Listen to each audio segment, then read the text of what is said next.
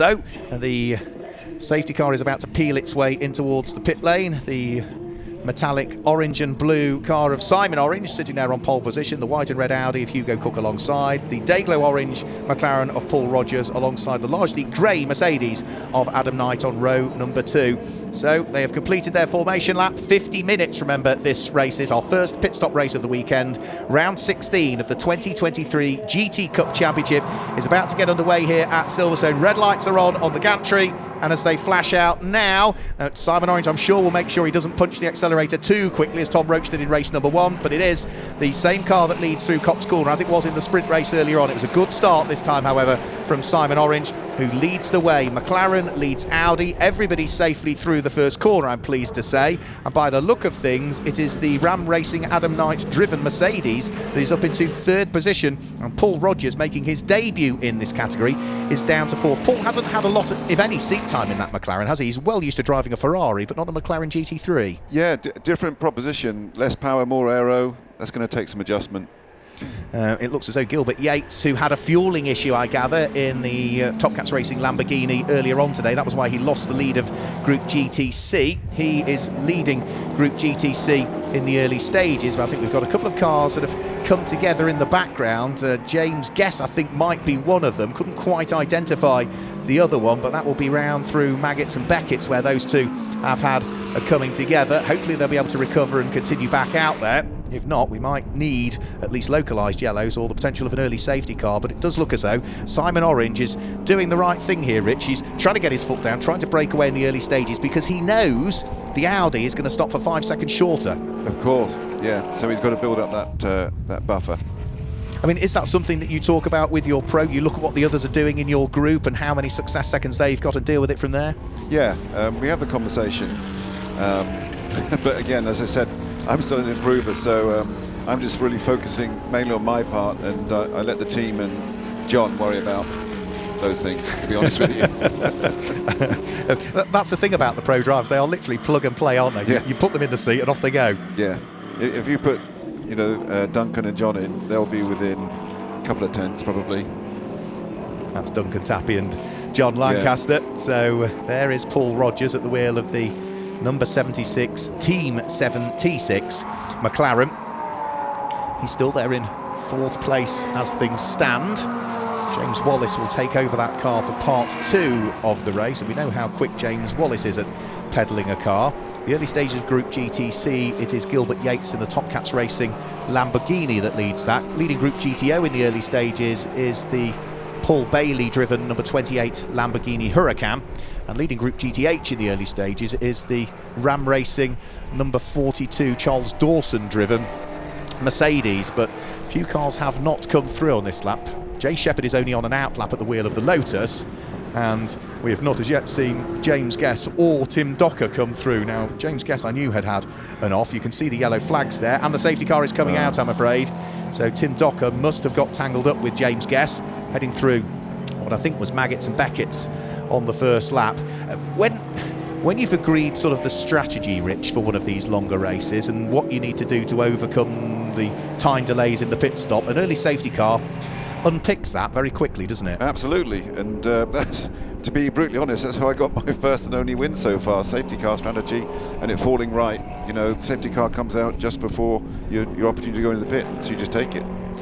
And we have seen some wins like that. You've got to take them while they come, because it might be a while before they come back round again. I recall Charlotte Gilbert in the old Marcus Mantis winning a race overall at Snetterton because the rain fell and everybody else came in and changed for tyres, and she stuck it out, and all of a sudden there she was as the overall winner because they red flagged the race. All credit to her. I mean, when it happened to us, I was just told to take it because I felt a bit guilty having an undeserved win, but they said there'll be plenty of times when you do deserve something, it doesn't happen, and of course that has happened. Yes, absolutely. So it all comes out in the wash. Yeah, absolutely. Yeah, it all evens out over the course of not necessarily a season, but over the course of a racing career, let's say. So BMW safety car is out there. The electric BMW safety car is waiting for the pack to catch it up. So let's just run you through the order then at this stage as we remain under full course caution with just over 3/4 of an hour to go. It is Simon Orange that leads the way. Hugo Cook in second place. Is there in second place, who's just set the fastest lap of the race, albeit the safety car boards were out for a fair chunk of that lap.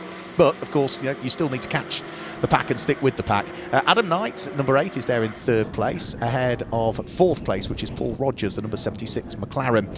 5th place is a leading car in Group GTC. That is a Top Cats Racing Lamborghini Huracan in the hands of Gilbert Yates. 6th place is James Owen in the Ferrari, so he's 2nd in Group GTC at the moment. 7th is 24, Andre Borodin. 8th place is 33, Seamus Jennings in the Porsche. 9th place is another Group GTC car, which is the number 19 Ferrari in the hands of Graham DeZiel.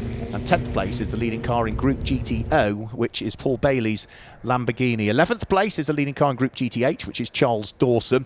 And then it is John Curry, who is there in 12th place. 13th place is Philip Carter. 14th is Chris Murphy. 15th is the number 69 car of Stephen Walton. And then it's Doc Bush and David Frankland that are next up, with the final car that's running being Jay Shepherd at the wheel of the National Motorsport Academy Lotus, which was late to the party in reality. He started a lap behind everybody else. So that runs you through the full order. The one thing we haven't seen as yet is what's happened to the 2 cars that have gone off, James Guess and Tim Docker. No, we haven't seen anything. I hope everyone's okay. Yeah, let's hope so. Let's hope so. When they don't show something, I always think, is everything really okay there? Are they not showing us for a reason? Well, it was a while before we showed what had happened to you at Alton Park. Yeah, just to make sure that you were all tickety-boo. Yes, my wife did point that out to me. My other fear was that I'd misidentified the car at Alton Park, and I was thinking, I hope it. You always hope that when you say what the car is, that it is that car, because otherwise you're.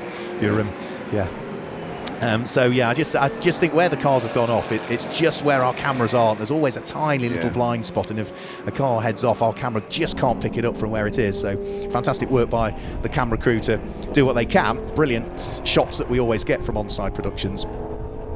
Just looked as though it was a little bit of contact as they were coming through Chapel, and that was what allowed those 2 cars to spear off. So let's hope that it's a short safety car period.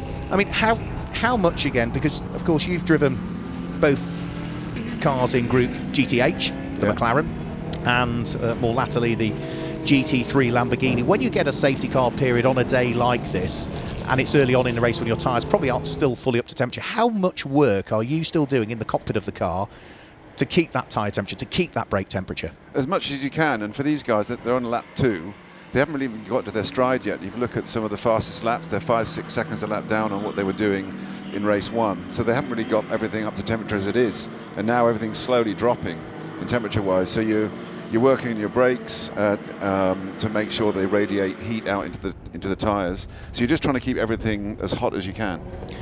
And that's a mixture of, you're weaving the tyre from side to side, but by getting on and off the brakes as well, as you say, that radiates the heat from the discs out into the wheel rim, and then that penetrates the carcass, doesn't it, of the tyre from the inside. You get proper long-lasting heat. I mean, I've been advised that working on the brakes gives you more overall temperature than just weaving from side to side. So I try and combine the 2 a little bit. Yeah, I mean, weaving just gives you that surface temperature. It doesn't give you the core temperature of the tyre, does it? So it's a lot of work to do, and you'd like to think, from the outside looking in, you think, safety car period gives the drivers a rest, and that is absolutely not the case. It doesn't give you a rest, and the frustration builds, because you know the temperature overall of the car is just dropping. It's dropping. Your pit strategy's gone out the window. Again, the car's not going to be stable. It's not as easy to drive, so you just get frustrated. So you were saying earlier on you're out for this season more than likely now, but once you are back to full fitness again, hopefully another season of racing with GT Cup with Greystone next year in the Lamborghini?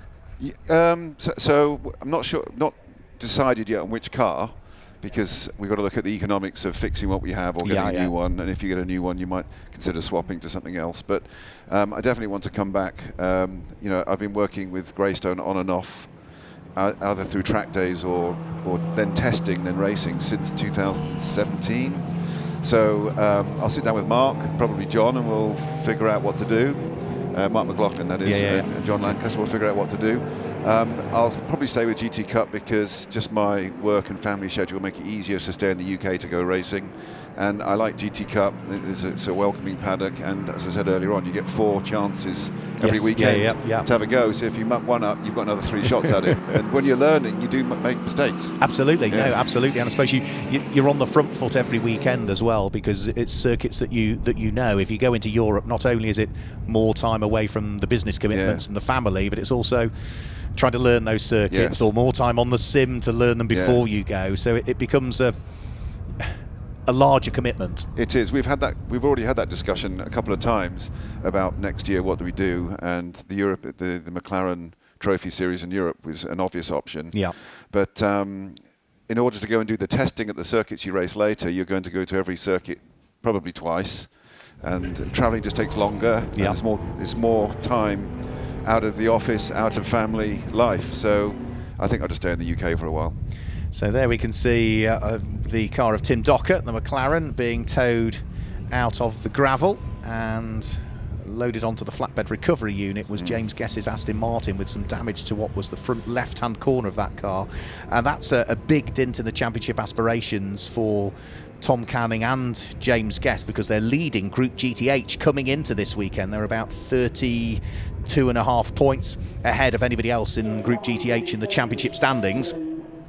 And the car that was behind them in the standings also had a non-finish in race one, so they were on to potentially really steal the march this weekend. They're fourth overall in the standings when you add all of the groups together, so that's a big dint in their championship. But there's still a long way to go. As you suggested, when you've got 4 races over the course of a weekend, you can afford the odd little dip in performance. In fact, there's quite a lot of damage, isn't there, to the front of that car. It's taken quite a hefty rattle into the barriers. And that car is going to need a bit of work by Feathers Motorsport overnight. In fact, it's that rear damage as well, by the look of it. So, yeah. Hopefully that car is repairable for tomorrow. Tim Docker's car. Yeah, look at that, the front right. Yeah. And look at the front wheel. It's all like caved over. Now that's Paddock Motorsport, isn't it, that run that car? And that car was originally scheduled to have been the McLaren Artura for this weekend, but that car had a small issue yesterday, and therefore they swapped over to the 570S, the older McLaren, which was superseded by the Artura at the beginning of this season. Yeah. So safety cars should be in at the end of this lap. Frustrating for the drivers. As for the pit window, remember, for the cars running at the sharp end, so those that are in Group 1, which for this weekend contains the cars in Group GTO, Group GT3, I think, for this weekend, and Group GTC, I hasten to add, they stop between the 24th and the 29th minute of the race. So we're still about, 10, 12 minutes away from the pit window opening. So these drivers are going to be shortchanged, yes, because of the safety car period, but they still get a good amount of racing time, not just in this race, but over the course of the weekend. I think that's what attracts a lot of people, similar to yourself, Rich, is that you do get that exclusive testing the day before, you do get the warm-up and the qualifying sessions, and then all of that seat time throughout the weekend. Yeah, it's time efficient, which if you've got a busy family life or a busy job or both, then it's great. So there's the Group GTC leading Lamborghini in the hands of Gilbert Yates. He'll now be looking in his mirrors and see that James Owen at the wheel of the second place Ferrari in Group GTC is right with him. So they are 5th and 6th overall in the race, just coming in towards the shop now. There's the Lamborghini, there's the Ferrari. There is the black and Dayglow car of Paul Bailey, that leads Group GTO, and right behind it is the Merc, which is going to be Charles Dawson's car. That's the car that leads Group GTH. The lights are still on the safety car as it weaves its way through Village and up towards the loop. Another quick question, Rich. Here at Silverstone, what's your favourite section of the circuit?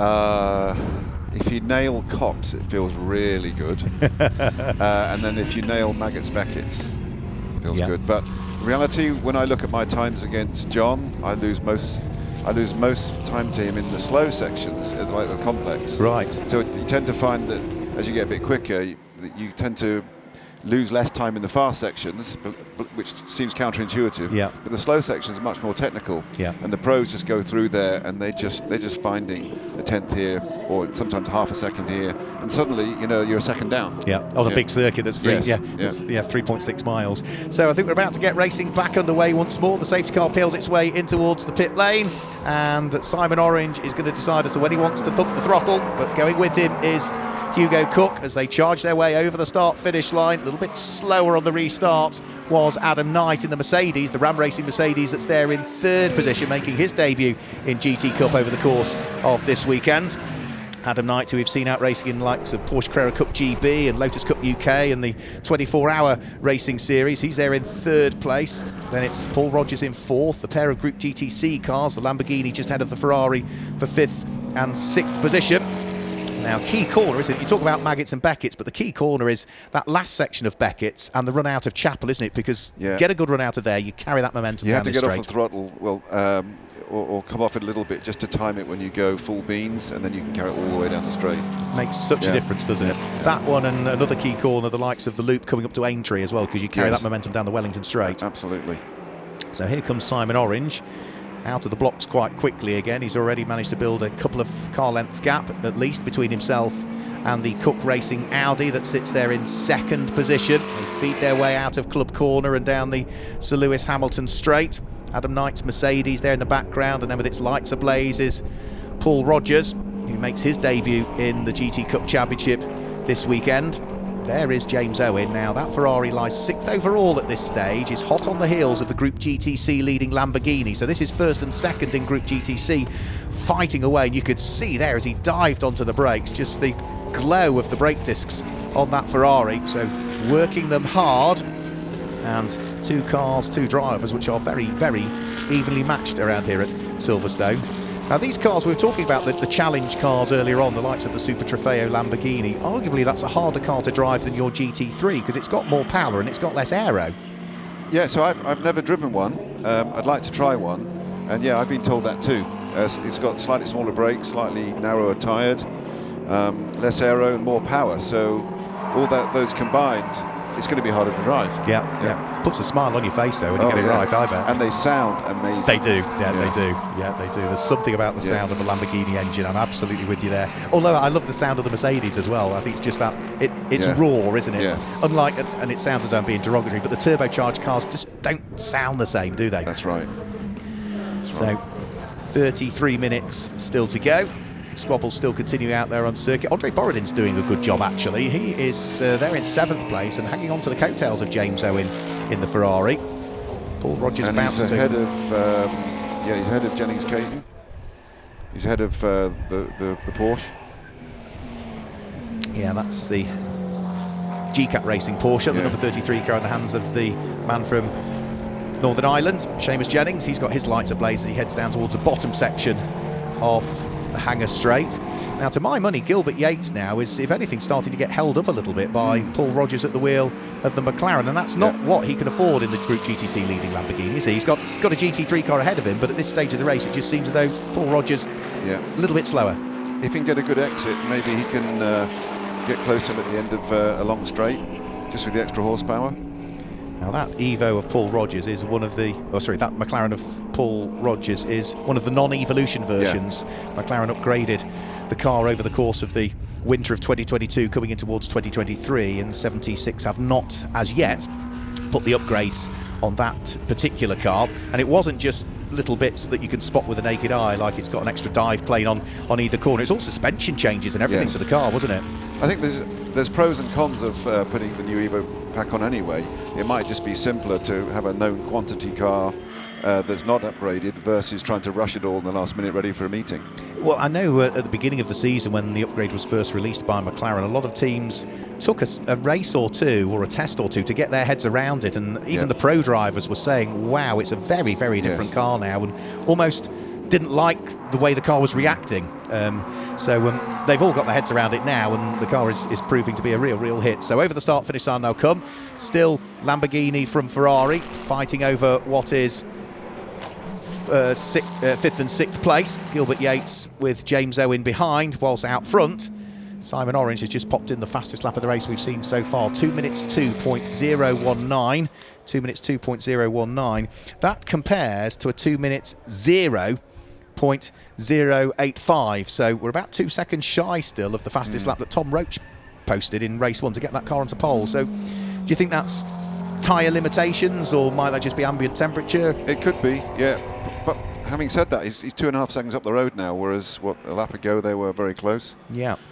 What's Hugo Cook's fastest lap? Because it's almost unfair to compare Simon Orange's time to Tom Roach's, because it is a different driver, whereas Hugo Cook is a best of a 2 minute 3.553 in this one. and he did a 2-minute 0.199, so at the moment he is nearly 3.5 seconds off his pace from the race earlier on today. So the top three have pulled away quite substantively now. This is 4th, 5th, 6th, 7th altogether. I was talking about earlier on how I think Andrei Borodin has really come on strongly, and here he is in 7th place at the tail end of this little quartet of cars, and he is more than capable of sticking with them. He really has come on. We said earlier, he's done a lot of testing, he's getting a lot of seat time, he's doing two series rather than one, and it shows. The more seat time you get with good instruction, you're going to get quicker. Yeah, and he is getting ever quicker on 4 wheels. He's also pretty good on 4 legs as well, isn't he, with lots of polo that he plays as well. So I'm told, yeah, so I'm told. Flash of the lights as James Owen is trying to do anything to put off Gilbert Yates. Paul Rogers has run wide and let the first and second place cars in Group GTC go through. Andrei Borodin takes the opportunity to go through at the wheel of the Greystone GT McLaren, so that's the Evo spec McLaren ahead of the non-Evo. So is that Paul Rogers just making sure he doesn't get involved? You know, it's his first round in this championship. Doesn't want to get involved in some of the squabbles, just wants to stay clean, not upset anybody, or is that car maybe just dropping away from him? We did hear earlier on that James Wallace was complaining about some of the handling of the car. It wasn't quite the car that he wanted, so maybe same issues for Paul and he can't quite cope with it to the same degree? It could well be. I think he said he had a problem with the front end grip, so could be. Yeah, we'll have to keep an eye on that one. Have his lap times dropped away at all? Yes, that last lap was 3 seconds slower than his best, so we are seeing a bit of drop-off in that number 76 McLaren. Good battle still going on for the lead of Group GTC, which of course now is going to be for 4th and 5th overall. Top Cats Racing Lamborghini, which retired on the final lap earlier on, but was ultimately classified. So it was classified in 9th position because it did retire literally 3/4 of the way around the last lap. So that was a bit of a godsend for them, really. So they, dropped some championship points with that fueling issue, but a non-finish would have cost them a little bit dearer. So Gilbert Yates doing a good job, and quite impressed with James Owen as well. I think he's making his debut in the category this weekend, is James, and we've seen him racing a lot of Ferraris. He's only 23 years of age, been racing a lot of Ferraris in Europe, and has done a chunk of racing in historics as well, likes of Classic Le Mans in there, bit of Ginetta Super Cup, and even Ginetta Junior in the early stages. But yeah, quite impressed with him. I don't think I've actually seen him race before. That's a lot of experience in someone relatively young. That's the thing though, when they're young they have no fear, do they? You get to a certain age and your self-preservation kicks in, doesn't it? Exactly, yes. It's like, I know you have traction control on your car, you can decide when you want that to kick in. Self-preservation is not a switch, is it? You can put to max or min. I don't want to give any commentators curse this time, having excelled in race one. Not really helped Top Cat's progress in the last race, so I'll keep quiet. But, it's going well. Looks like it's going well. Well worded, right? Okay, over the start-finish line has got our race leader. Simon Orange has now put 9 laps into the book. Andrei Borodin at the wheel of the Greystone GT car going well. This is a number 42, so this is the car that leads Group GTH. This is Charles Dawson. He will be handing the car over to former Sunoco Challenge winner Seb Morris, who secured a title in British GT a few years ago in the Bentley when he was partnered up with Rick Parfitt Jr. Seb, who's also been away racing in things like Porsche Carrera Cup more recently, and raced at Daytona as well in the 24-hour and led that race in the Axon Express DP car for various stages of it. Yeah, he did. It was one of the top running teams, and he won that drive as a result of winning the Sunoco Challenge. Was the free ride out in America for the Rolex 24 in January. It seems as though that was yesterday, but when I look back through my notes, Seb Morris secured that quite some years ago now, 2017. Wow, that's a long time ago. There is the rather battered remains of James Guest. That's taken a big impact straight into the concrete wall, I would say. Is that car repairable for tomorrow? I'm no expert, but that looks like it's taken a big old hit, doesn't it? Yeah, it does. So it's, and then of course, as it moved anything within the engine bay, we can look at what's going on the outside with suspension. You've got to set it all up and again, and so you might get it working, but it's not going to be optimal setup. Yeah, and the difficulty is that it's not wise to point Piers Pryor or Amber Jones in that general direction at the moment, because they might get told to go away rather quickly. So yeah, you just have to keep their distance. Yeah, you just bide your time, don't you? Hence why at Alton Park I came to see you quite late on. Yes. Thank you. And then you wanted to talk to me. Had I picked up half an hour earlier, you'd have told me to go away.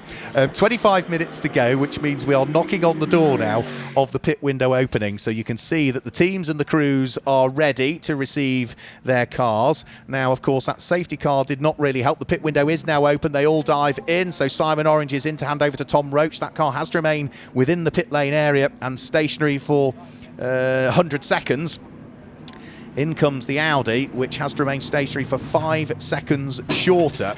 So that could be one really to watch. And the other car we really need to watch out for is, we saw Paul Rogers in the McLaren losing a bit of time, but that car only stops when he hands over to James Wallace for 60 seconds. So he's gaining 35 seconds on the Audi and 40 seconds on the car that was leading. So we might have a few switches in the order. Yeah, and that's this dynamic that I love. So here comes the McLaren now in the background of the shot. Only 60 seconds that will remain stationary. So it's 60 seconds if it is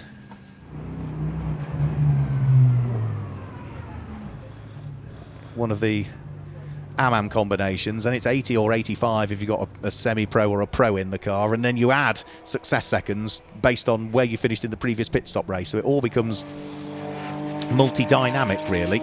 And then, of course, any newcomers who are individual entrants, they've got an extra. They get an average. It does get quite confusing. But yeah, any entrant joining the championship after the second pit stop race will incur a mandatory success seconds penalty time, and it's based on, depending on the driver pairing, calculated by the average success seconds or the same success seconds as the most successful driver, depending on what your combination is. It does get quite complex. So Jay Shepherd, off comes the engine cover on the National Motorsport Academy Lotus. There's some extra heat shielding going in there as well. So this is unexpected, I would say, Rich. They've clearly got a problem with the car. Development during the race. Well, that's going on the bulkhead, isn't it? Could be quite hot in there. That is. Yeah, so Jay must have been on the radio just suggesting that the temps in the car, and the temps, he's feeling on his back. See, the 76 are out now already. Yeah, I thought he was going to leapfrog. Certainly has done. So that's James Wallace. Out goes then Ewan Mackay, who has been racing in, well, lots of sports cars more recently. I first bumped into Ewan when he was racing the little 7th scale legend cars, with the motorcycle engine cars, Ewan Mackay. But nowadays he races in the ADAC GT4 Championship in Germany. We've seen him out in GT World Challenge in the past, in European GT4, British GT, Porsche Carrera Cup GB, Radicals, a whole raft of things. Tom Roach trying to pick his way through the traffic. You can see the power of the GTC Lambo there. It was catching the GT3 at the end of Hangar Straight there. That's the thing, that they're so quick in a straight line, aren't they? But they just haven't got the aero, so they can't get around the corners as quickly.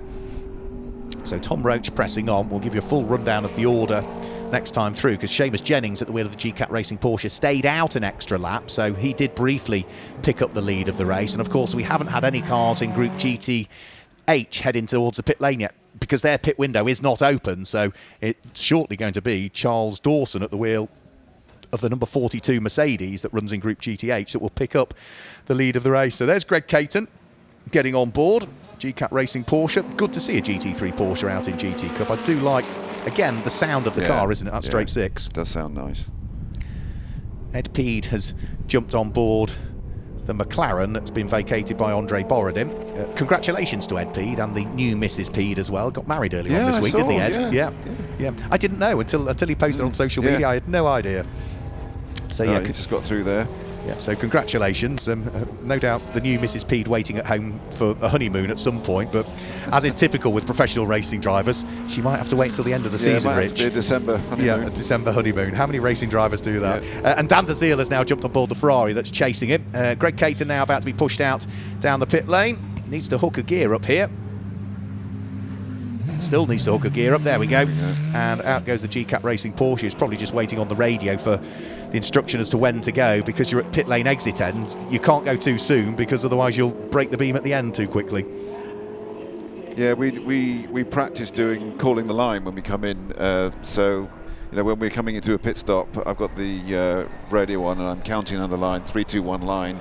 Then they start counting at that point to make the total.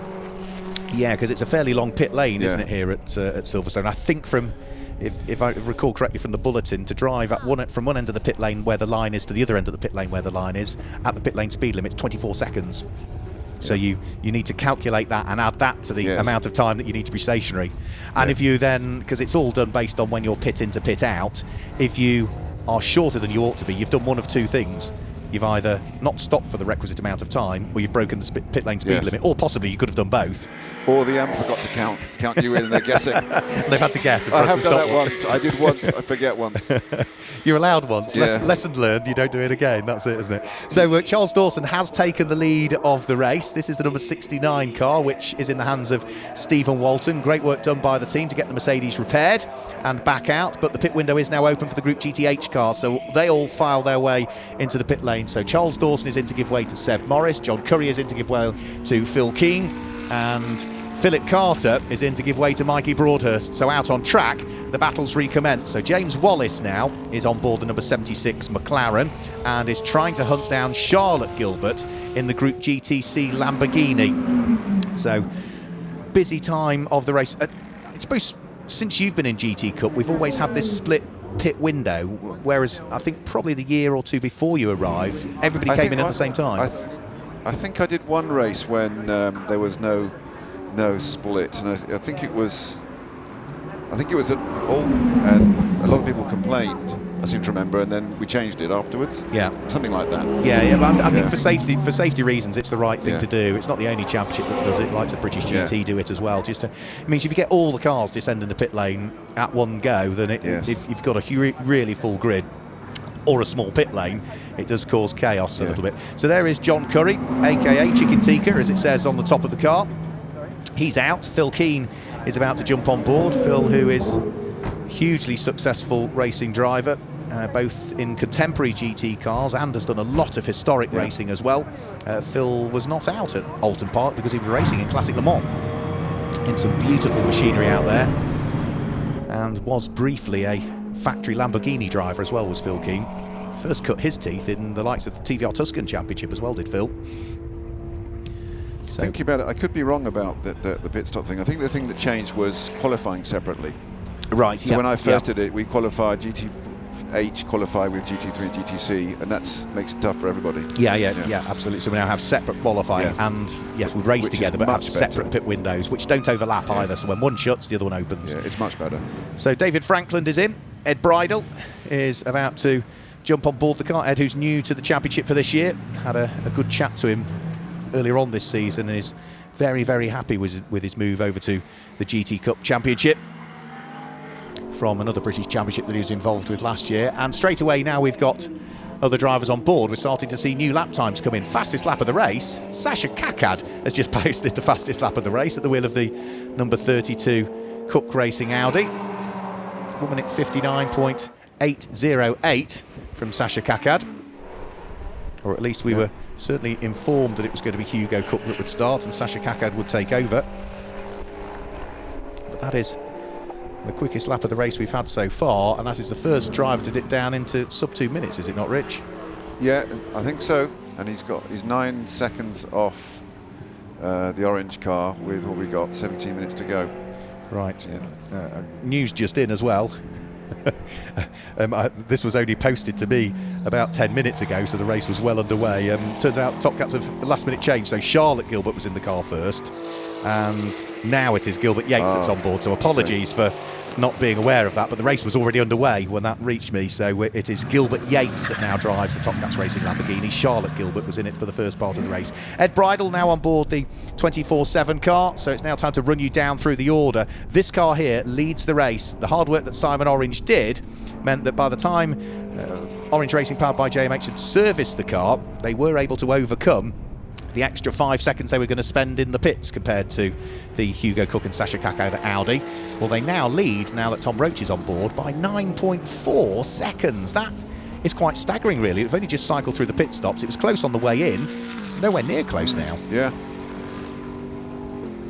Ross Wiley's just put in a 2-minute .19. Yeah, Ross Wiley's going to set the fastest lap of the race in this one. I have no doubt about that, the Scotsman. That's got to be coming, isn't it? Yeah. So it is this car that leads the way. Tom Roach, the man from Wales. Second place is number 32, Sasha Kakad, now behind the wheel.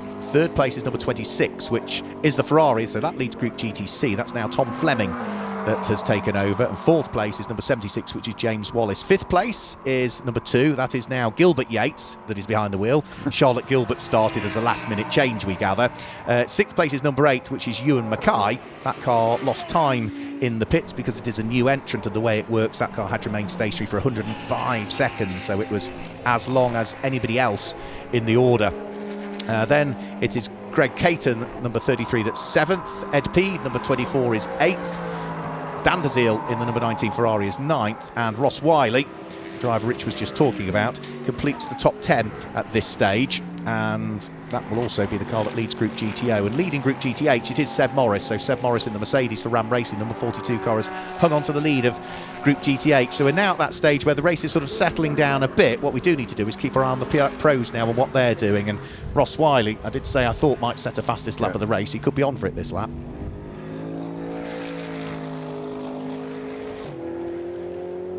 So if you've just jumped out of the car now, Rich, and you've done your stint, good or bad, whatever's happened, what's the usual thing you do? You just gaze at the footage, look at the timing screens. Are you on the headset to the radio and listening to the radio traffic as well? Well, first of all, take on a lot of water. Yes, yeah, that's absolutely. the first thing. Get my wetsuits down, let my sort of down to my waist and cool off, and then I would typically watch the screen.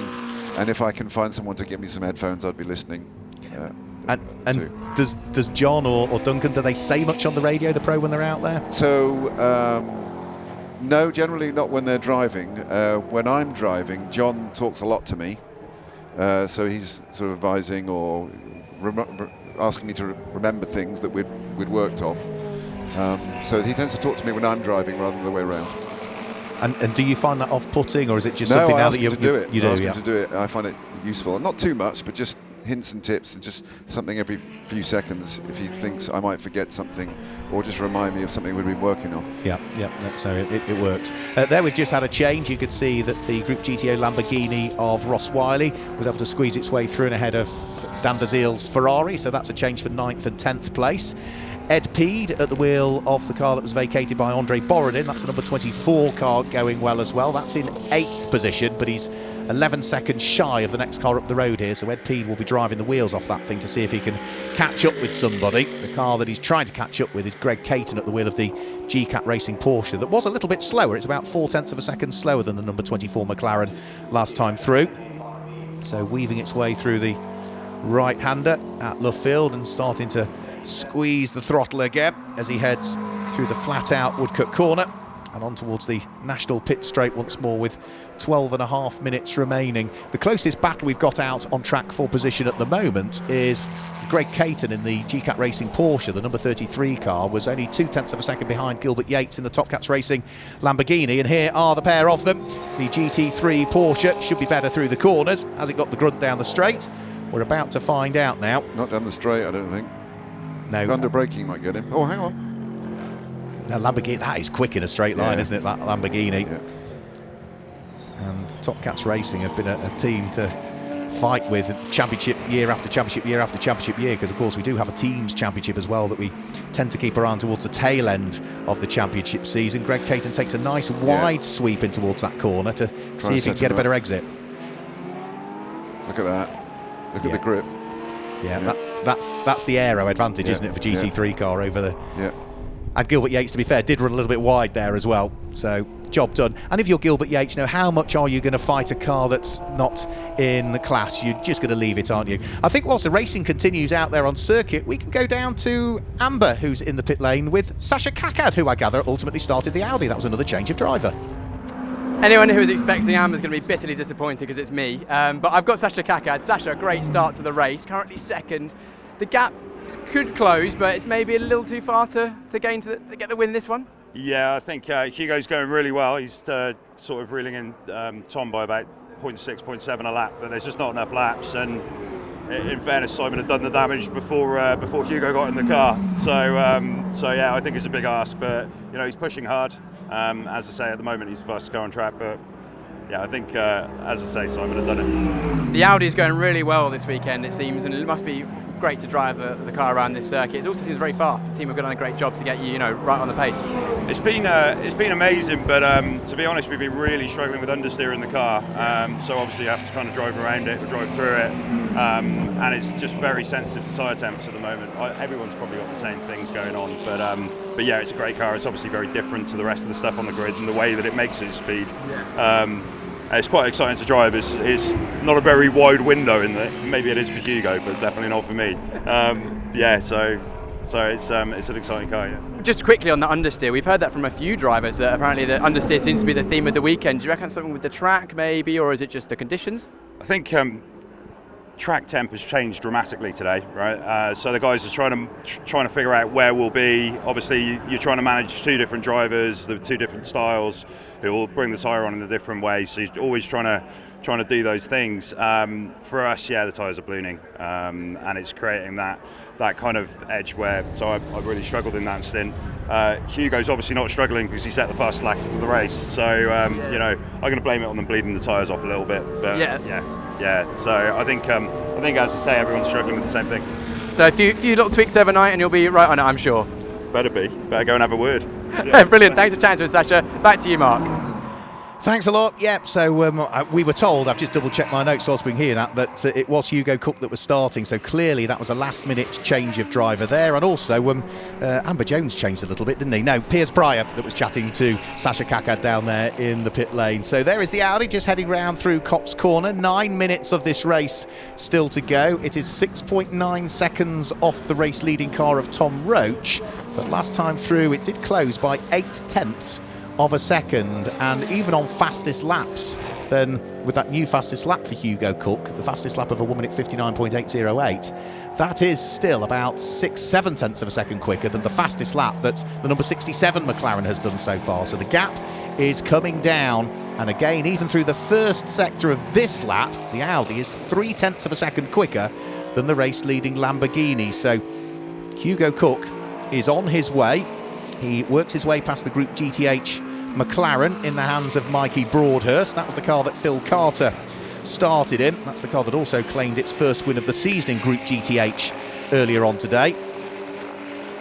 And now there will be ever more traffic to deal with. So there goes the number 32 Audi, say in the hands of Hugo Cook, which again is another last-minute change of driver. We were told Hugo Cook was starting that car. No, Hugo Cook has just got in. The gap's continued been coming down, Rich. Lap after lap after lap. Hugo Cook now is chipping away at Tom Roach's lead advantage. However, with 7 seconds to go and only 8 minutes, that's a tall ask, isn't it, for anybody? It is, yeah. I mean, Hugo is quick, but that's a minute a lap plus get past, so that's tough. Yeah, we've just seen a new fastest terminal speed for Ross Wiley through the end of the first sector, 155.7 miles an hour from the Lamborghini. That is about 5 miles an hour up on what the front runners are doing at any point down that pod of six. So that Lamborghini is indecently quick in a straight line. But I've also got to say, so are the Cup cars as well, the likes of Gilbert Yates and the car of Tom Fleming. They're not far away from the straight line speeds of the Group GTO Lamborghini. So again, you're just casing the point, isn't it, that those challenge spec cars are rocket ships in a straight line. Exactly. Yeah, there's only 1 mile an hour in it. Yeah. So nothing in it. Yeah, but they're all about 3-4 miles an hour quicker than the GT3 cars. Yeah. So more traffic to deal with. Tom Roach is coming up towards a Group GTH Mercedes in the hands of Ed Bridle. You see the nose of the car dip as they both dive their way onto the brakes and work their way out of Stowe Corner. This was the point of the circuit where Tom Roach had his incident with his teammate earlier on, Russ Lindsay. Whereas we heard from Amber and from Piers, they were both told to do whatever they needed to do on the radio, and there was a bit of miscommunication between team and driver, which resulted in the contact between the pair of them. For the moment, 5.4 seconds is the lead advantage. The lead advantage did come down by another 1.5 seconds last time through. Yeah, it's possible. So, he's pushing hard. Yeah. I think we've managed to catch up with another driver in the pit lane, and this time it is definitely Amber Jones that's chatting to Simon Orange. It is definitely me. So Simon Orange first talked to me about that collision that we had. Obviously it wasn't you, but from your perspective, can you tell us a little bit more on that? Yeah, it was just a team mess up. Russ put his indicator on and as if he was going to say left, so Tom then went through, and then Russ mistimed it and turned in, and they contacted, and at the end of the race for both we were winning the race, as you know. Well, maybe we'd have gone down to second with the time penalty, and I think Russ would have come third with second place points. So it's a real disaster for us, especially in the teams thing, which we're winning by a few points. Yeah, exactly. But it seems to be quite a strong track for you. Would you agree? For you and Tom? Yeah, I like this track. I like this, and I like Brands a lot as well. It's a shame about the safety car. We wanted to try and get. We had a 20-second penalty in the pits for the win last time, so we wanted to try and get 20 seconds ahead, but I think we were 12 or 13 or something. But anyway, it seems to have been enough to get out. Yeah, exactly. Well, Tom's putting in some great laps now, hasn't he? So you found it to be all right for this race. Obviously, no damages to the car, a nice clean race. What are you expecting? There's only a few minutes left. You're ready for the win. Well, I mean, Hugo's going well, but I'm sure Tom can go a bit quicker if he needs to. So hopefully there'll be no more incidents and he'll just cruise home to the win. Well, it'll be nice to stay in those standings, won't it? Thanks for chatting with me. We'll see. Maybe Tom will take that win. And Piers Pryor is right here, now. Do you want to jump in, Piers? Yes, we jump in. We managed to grab Charlotte Gilbert because the pits are right next to each other. Charlotte, you're just telling me that it's a pleasure to drive this car around this circuit, but also clearly working pretty well because currently in the lead at the moment. Yeah, we are. It was actually a really nice race to have because I don't often get to have so many GTC cars behind me, and it was nice just to feel relatively comfortable in front. And I know they were quite close, but I just felt like I was quite well in control of the situation, and just felt really good. And it's nice. It's a very different circuit to all parts of the last round, and the car feels different again when you're going around a very fast flowing circuit like that, and it just feels fantastic. So great car, great job from the team as usual. And just looking forward to the rest of the week and how we can bag some more points. Brilliant. Top Cats Racing doing a great job as always. Thanks for chatting to us, Charlotte. Yep, and there is Gilbert Yates in that very car, heading down towards the bottom section of the Hangar Straight, with Ross Wiley in the Group GTO Lamborghini beginning to close in here. So I would imagine Gilbert Yates will probably let the Group GTO car go, not necessarily down here at Club Corner, but elsewhere around the lap. Now, they were saying that they are leading the group at this stage. Well, yes, in terms of the cars that are scoring championship points, the Top Cats Racing Lamborghini is the highest point scoring car in Group GTC, but in this race they are second in Group GTC because leading it is the number 26 Ferrari of Tom Fleming, but that's an invitation class car, so it doesn't qualify for championship points. So the team are doing the right thing there, Rich. They are ignoring, for scoring purposes, a car that's ahead of them because they don't need to worry about it come the totting up. They're thinking smart. Yeah. Yep. It's the way to do it, isn't it? So they will ultimately pick up the second place trophy, but they'll pick up the points for first. Ed Peed going well again. We saw the best result of the season for Andre Borodin and Ed Peed last time out up at Alton Park. Well, at the moment they are running 7th overall. That's 6th in Group GT3, which is not a bad performance at all again for them. We'll net a good chunk of championship points again.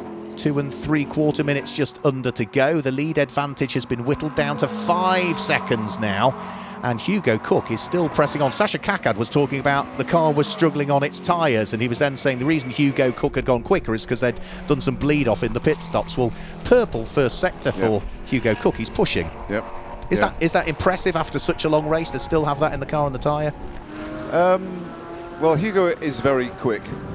Full stop. I mean, everyone's noticed it, right? Yeah. He's fast. He's quick. Yeah. And no matter what state the car is in. So, you know, I think, personally, well, you've got five seconds gap, 2 minutes to go. I think it's too hard, but you might get lucky, but it's reliant on a mistake, isn't it, from Tom Roach, albeit we did see one earlier on. You know, all it takes is the back marker again to get in the way, but Tom Roach will be conscious. He'll want to make amends for those problems. As Simon Orange suggested, they need to get back to winning ways again. They have had, Tom Roach and Simon Orange, between the pair of them, either in sprint races or in pit stop races, 3 overall wins so far this year. They've taken 4 group wins so far this year, and are they on course for a 5th group win and a 4th overall win? Well, we'll find out very shortly, because with 1 minute and 20 seconds to go, over the start-finish line has gone our first and our second place cars, so they should be on to the last lap of the race this time through. Fairly quiet race for James Wallace, who's there in 3rd place. He is some way adrift of the leading pair, but also has a 10-second gap between himself and Ewan Mackay's number 8 Mercedes that sits there in 4th position. So Tom Roach out of Chapel Curve. There you can see the Audi in the background, closing ever more. Again, through the first part of this lap, it looks as though it was a 36.6 from the race leader through the first sector, a 36.2, so it's come down by another 4 tenths, maybe 3-4 tenths of a second, but all to no avail. You could push hard, and you still learn stuff. You know, you might not get there, Rich, in a race car, but Hugo Cork and the team, it's all gathering data, isn't it? Yes, yeah. Absolutely. And how much time, you know, end of the race, you get out of the car, and that's not job done, isn't it, for you? You still got to sit down for the debrief and go through some data? Yeah, typically John will go through it and pick out some things that you know, we could have done better, and try and find some things we did well in my case. So yeah, there's always a feedback session over a cup of coffee or something. And how long does that take? Well, you know, it will vary, I know that, but on average? Well, it'll take him. He'll have to get the disc out of the car. Then he'll have to download it. So after about half an hour afterwards, we'll probably take 20 minutes to go through it. Right. Okay. Yeah. And then that sort of sets it and embeds it for the next day again. Yeah. So here up towards the end of the Wellington Straight comes Tom Roach. The clock has ticked to 0, and it looks as though we are on for a 4th overall win of the season for the Orange Racing powered by JMH McLaren. It's going to be their 5th group win of the season and makes up for the problems that befell them in the sprint race earlier on. Round 16 of the 2023 GT Cup goes the way of Simon Orange and Tom Roach in our 2nd of 4 races at Silverstone over the course of this weekend. It's Sasha Kakak and Hugo Cook who sets the fastest lap on the very final lap with a 1 minute 59.725 that finish in 2nd position, and it's going to be a while before we'll see Paul Rogers and James Wallace coming over the start finish line to finish in 3rd place. Impressive stuff that from Hugo Cook, pushing to the very end. A solid win for Orange, but Hugo was just sending a message there. I can still go quick. Absolutely, and he'll be trying to send that message tomorrow as well. There, over the start-finish line comes Paul Rogers and James Wallace finishing in what will be 3rd position. And this looks as though it's going to be a win in Group GTH for the number 42 car, which is going to be Charles Dawson and Seb Morris. So they'll be as pleased as punch with that one, and that is going to be their 4th group win of the season so far.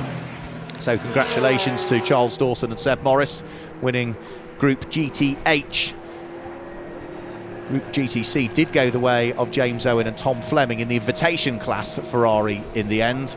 And then we just need to rush you over our Group GTO leader and winner, which is Paul Bailey and Ross Wiley, who finished 7th in the end. They did gain a further place on that final lap as Ross Wiley was able to overtake the Group GT3 car of Ed Peed. Still a few more cars to take the checkered flag, though. Still awaiting the arrival of the number 19 Ferrari of Dan DeZiel over the start-finish line, Doc Bush, and also Chris Hart at the wheel of the number 69 Mercedes. And I think those are the remaining 3 cars to take the checkered flag. And other than that brief safety car period, which brought about the retirements instantly of Tim Docker's McLaren and James Guess's Aston Martin, everybody else continued all the way through the race. So 20 cars started, 18 finished, and that car there, Tom Roach and Simon Orange, who started behind the wheel of the car. Simon is also the chairman of Sale Sharks, hence the logo of that rugby team down the side of the car.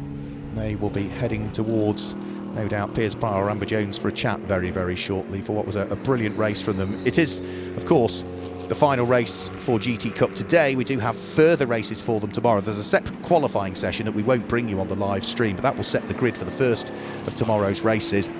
And the first of those races tomorrow due to get underway around about 13:25. Let's guide you through the results then for round 16 of the championship. It's a win, their 4th overall win of the year for Simon Orange and Tom Roach, with Sasha Kakad and Hugo Cook finishing in 2nd. Paul Rogers making his debut in the championship, partnered up with James Wallace, finishing 3rd place. And it's Adam Knight and Ewan Mackay that are there in 4th, ahead of James Owen and Tom Fleming, who run in the invitation class but did secure honours in Group GTC. Seamus Jennings and Greg Caton were there in 6th place. 7th place is the winner of Group GTO, Paul Bailey and Ross Wiley, and it's Andre Borodin and Ed Peed that were there in 8th place, with Gilbert Yates and Charlotte Gilbert completing the top 9. Dan and Graham DeZiel, father and son pairing, complete the top 10. Then just outside of the top 10 in 11th place, it's Chris Murphy. 12th place is a Group GTH winning Mercedes in the hands of Charles Dawson and Seb Morris, with Phil Carter and Mikey Broadhurst finishing in 13th. John Curry and Phil Keane were 14th, ahead of Doc Bush. Then the pairing of Stephen Walton and Chris Hart, with them the car of David Frankland and Ed Bridle, finishing in 17th, and then Jay Shepherd, who started the race a little bit late, ultimately finishing in 18th place. The two cars in 19th and 20th, retirees very, very early on into the race, and that confirms the results for round 16 of the championship here at Silverstone.